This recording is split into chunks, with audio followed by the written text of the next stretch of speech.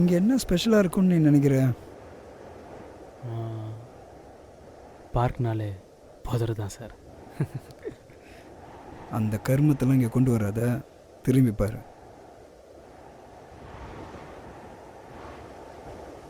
யார் சார் அவங்க? இவங்களை பற்றி பாண்டிச்சேரியில் இருக்கிறவங்களுக்கே சரியாக தெரியாது. நான் சொல்கிறேன், ஸ்டார்ட் பண்ணு. மறுபடியுமா சொல்லுங்க.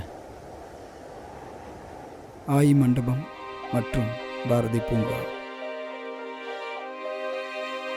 இந்தியா போன்ற வேளாண் நாடுகள்ல நீரை முறையா பயன்படுத்த வேண்டும் என்ற கருத்து இன்னைக்கு முக்கியத்துவம் பெற்றுவிட்ட சூழல்ல நீரின் முக்கியத்துவத்தை உணர்த்தும் வகையில் தண்ணீர் வழங்கிய தாய் உள்ளத்திற்கு நன்றி பாராட்டும் முகமாக இந்த நினைவு சின்னம் எழுப்பப்பட்டிருக்கு.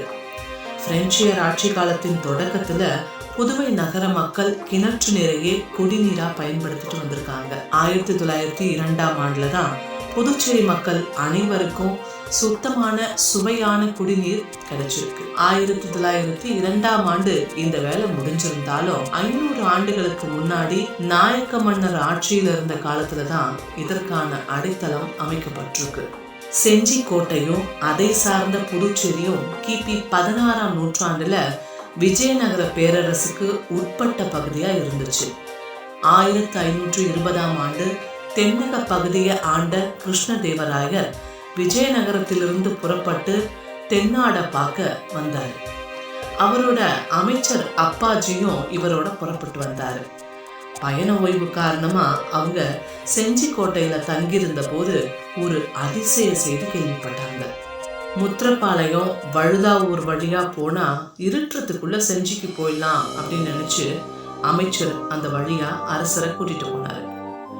போற வழியில ஊரோட தெருக்களும் இயற்கை அழகையும் ரசிச்சுட்டு வந்த அரசர் அந்த மாலை வேளையில ஊரோட தெருக்கள் எவ்வளவு அழகாவும் தூய்மையாகவும் காணப்படுது என்று அமைச்சர்கிட்ட சொல்லி வியப்படைஞ்சிட்டு வந்தாரு. அதே மாதிரி எங்கிருந்தோ சந்தனம், ஜவ்வாது, தூப வாசனை, மங்கள மேல முழங்க இனிமையான இசை காற்றுல தவழ்ந்து தவழ்ந்து வருதுன்னு கேட்டாரு.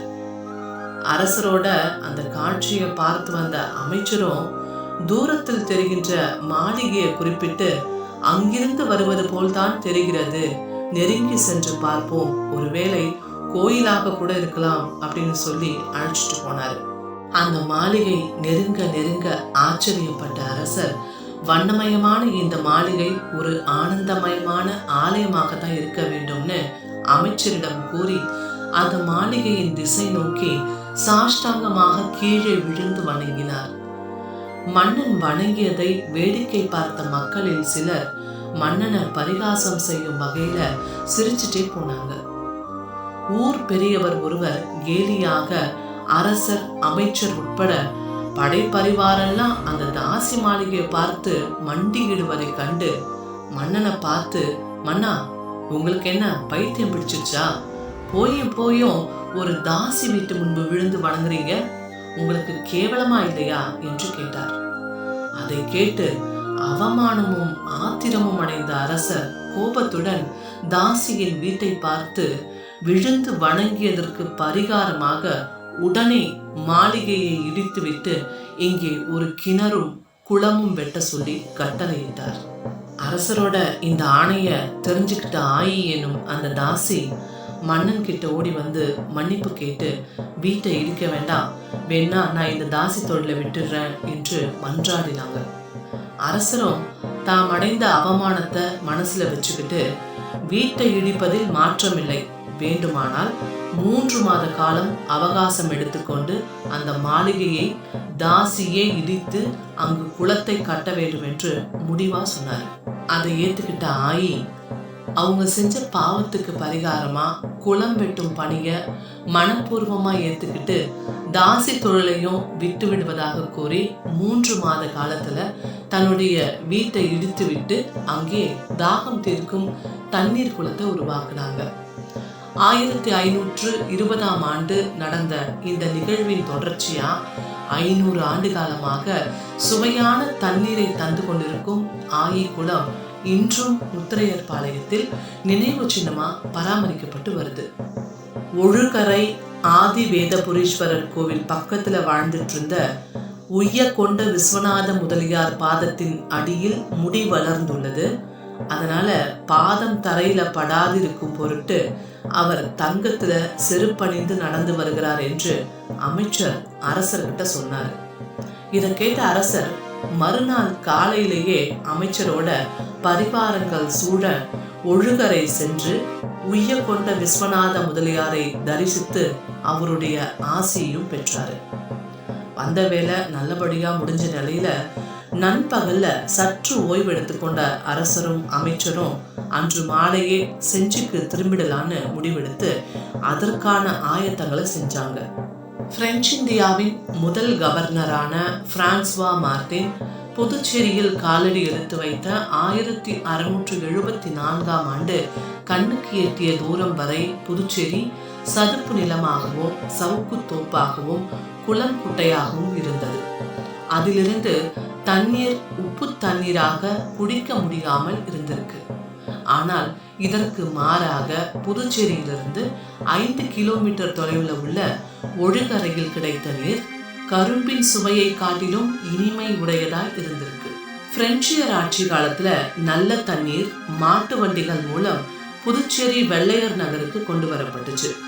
புதுச்சேரி கடல் மட்டத்திலிருந்து சற்று உயரமா இருந்தது. முத்திரைப்பாளையத்திலிருந்து கீழ்நோக்கி சரியும் புதுவை நகருக்கு தண்ணீர் கொண்டு வர்றதுல சிரமம் இல்லைங்கிறத தெரிஞ்சுக்கிட்டாரு ஸ்பினாஸ் எனும் பொறியாளர். ஆனா அவர் சமர்ப்பித்த திட்டத்தை கவர்னர் ஏற்காமல் போனதால அத்திட்டம் அப்போது நிறைவேறவில்லை. புதுவையில் இருந்த பிரெஞ்சியர் தங்கள் குடிநீர் பிரச்சனையை பிரான்சின் அதிகாரத்தில் இருந்த 3ஆம் நெப்போலியனிடம் முறையிட்டாங்க. புதுவைக்கு தண்ணீர் கிடைக்க அடித்தளமா அமைந்தவர் ஆயிதான். அவரை மரியாதைப்படுத்தும் வகையில கவர்னர் மாளிகைக்கு எதிரே அமைக்கப்பட்டிருந்த நீரூற்றை சுற்றிலும் உயர்ந்த மண்டபம் எழுப்பப்பட்டது. அது ஆயி மண்டபம் என அழைக்கப்பட்டு புதுவை அரசின் நினைவு சின்னமா போற்றப்பட்டு வருது. இதன் வரலாற்று நினைவை உலகம் அறிந்து கொள்ளும் வண்ணம் மண்டபத்தின் மேற்கு வாயிலின் அருகில் ஒரு கல்வெட்டு அமைக்கப்பட்டு அதுல ஆயி மண்டபம் கட்டப்பட்ட செய்தி சுருக்கமா செதுக்கப்பட்டிருக்கு. புதுவை மக்களின் கோரிக்கைக்கு இணங்க 1863ஆம் ஆண்டு ஆளுநர் மாளிகைக்கு எதிரே உள்ள பாரதி பூங்காவிலிருந்து செங்கற்களால் கட்டப்பட்ட வாய்க்கால் வழியாக புதுவைக்கு தண்ணீர் கொண்டு வரப்பட்டது. இந்த தண்ணீர் புதுவை நகர்ல 1/3 மக்களின் தாகத்தை தணிச்சது. 1896ஆம் ஆண்டு பிரான்ஸ் நாட்டிலிருந்து புதுவைக்கு வந்த குடிநீர் பராமரிப்பு குழு பல புதிய பணிகளில் ஈடுபட்டுச்சு. இறுதியா 6 ஆண்டுகள் கழித்து 1902ஆம் ஆண்டுல தான் புதுச்சேரி மக்கள் அனைவருக்கும் குடிநீர் விநியோகம் புதுவை அரசின் பொதுப்பணித்துறையினரால் முழுமையாக நிறைவேற்றப்பட்டுச்சு. 2006ஆம் ஆண்டு ஆயி மண்டபமும் அதை சுற்றியுள்ள பூங்காவும் 2.5 கோடி ரூபாய் செலவுல புதுவை அரசால புதுப்பிக்கப்பட்டிருக்கு. இன்னைக்கு பசுமையான மரங்களுக்கு நடுவே வெள்ளை வெளியேர்னு காணப்படும் ஆயி மண்டபம் பார்ப்பவரை கவர்ந்தெழுக்கும் ஆற்றலுடன் கலை அம்சத்துடன் காணும் தோற்றம் ஆயி மகளின் தியாகத்தை பறைசாற்றுது. இக்காலத்துல பல திரைப்படங்களுக்கு களமாகவும் பின்புலமாகவும் இது இருக்கு. அழகு உணர்வையும் தியாக உணர்வையும் நம்முடைய இளைஞர்களுக்கு வெளிப்படுத்தி காலத்தை வென்று நிற்கின்றது இந்த ஆயி மண்டபம். ஆயி மண்டபத்தில் இருக்கிற லத்தீன் கல்வெட்டு, தமிழ் கல்வெட்டு ஆகியவற்றுக்கு இடையே கால முரண்பாடுகள் காணப்படுது. கல்வெட்டுல குறிப்பிட்டுள்ள 3ஆம் நெப்போலியன் காலமும் கிருஷ்ணதேவராயர் காலமும் வேறு வேறு என்பது குறிப்பிடத்தக்கது.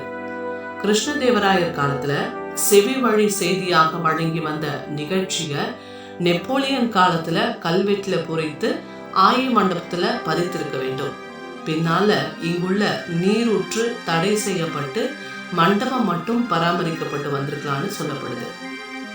ஆயி மண்டபம் என்று தெரிந்த நமக்கு அதன் வரலாறு தெரியாமல் காட்சி பொருளாக தான் பார்த்தோம். அன்று முதல் இன்று வரை தட்டுப்பாடின்றி தண்ணீர் தட்டுப்பாடின்றி கிடைக்க இந்த ஆயி தெய்வம் தான் காரணம். பா, என்ன ஊர் சார் அது? ஒரு விஷயமும் பயங்கரமான டீட்டெயிலோட இருக்கு.